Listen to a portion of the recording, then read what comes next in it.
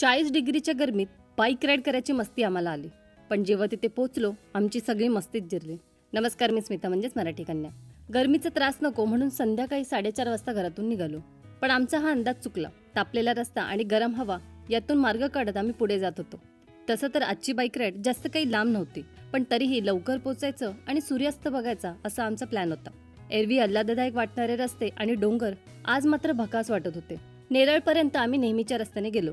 Railway फाटक ओलांडून कर्जत मुरबाड रस्त्याकडे प्रवास सुरू ठेवला. आयुष्याची खरी मजा तर हे घेत आहेत असं नदीत पोहणाऱ्या लोकांकडे बघून वाटलं. जवळपास तासभर प्रवास करून झाल्यावर एका ठिकाणी ब्रेक घेतला.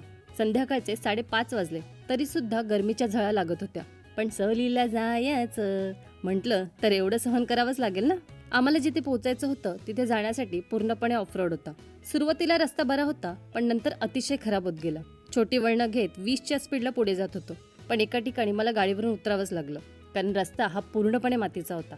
अमोलने कशीबशी गाडी चढवत पुढे आणली आणि शेवटी आम्ही वर पोहोचलोच. आज आम्ही इथे कॅम्पिंग करणार होतो. मस्त कैरीचं पनं प्यायलो, सूर्यास्त पाहिला आणि प्रवासाचा सगळा थकवा निघून गेला. सूर्यास्तानंतर आकाशात लाल रंग पसरला होता. हवेत गारवा जाणवत होता. रात्रीचं जेवण आटपून चंद्राला बघत निवांत वेळ घालवला. उद्या लवकर उठून एक मस्त ट्रेक करायचा होता. तो पुढच्या भागात दाखवेनच. तोपर्यंत ओके, बाय.